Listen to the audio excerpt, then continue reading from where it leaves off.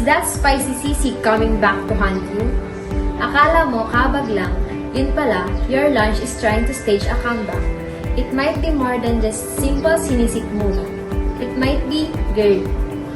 Let's get technical for a second. Meet your LES, or lower esophageal sphincter. Isipin nyo na, ito ang bouncer ng inyong sikmura. Its only job? Keep the acid inside the club. But in GERD, ang bouncer nyo ay tulog. It becomes weak or too relaxed, letting harsh stomach acid na sobrang tapang na kaya nitong magtunaw ng metal party in your esophagus. And trust us, your esophagus was not invited to that party.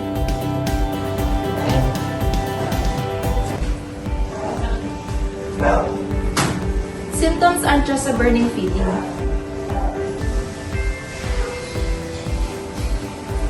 Watch out for that sour taste sa iyong lalamunan na parang uminom ka ng 1 kilong calamansi juice.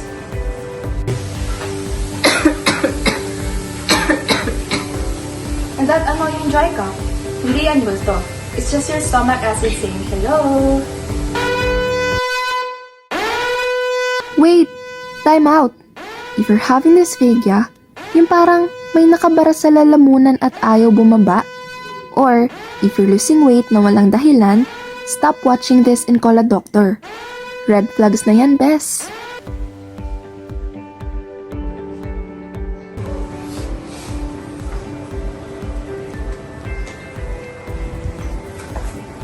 As nursing students, we believe in tough love. You need to evict the forces of GERD. Caffeine, chocolate, citrus, and carbonated drinks. Pinapatulog nila ang bouncer nyo. And the bubbles in your soda, they just push the acid higher. Sorry sis, kailangan silang i-let go.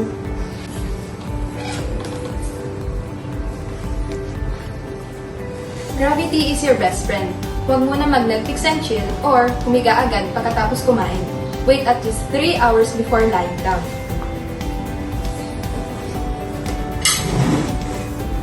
Gamitan natin ng physics. Stay upright para ang acid manatili sa baba ng basement at hindi aakyat sa penthouse.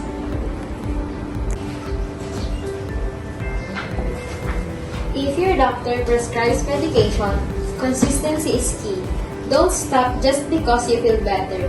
Healing the lining of your esophagus takes time. Don't let your chest feel like a volcanic eruption. Follow the nursing process. Assess the pain, avoid triggers, and consult your doctor. Be smart, stay upright, and keep the fire in your soul. Huwag sa lalamunan. Ingat mga ka-health! Do you ever experience heartburn after eating a large or greasy meal? Do you feel this burning sensation when you haven't eaten at all? If you experience heartburn regularly, you might be one of the many Filipinos affected by gastroesophageal reflux disease, often called GERD. Heartburn is one of several GERD symptoms that can be managed. Go to group3.org to learn how to manage GERD. Got a bad gut? Go to group3.org for good advice.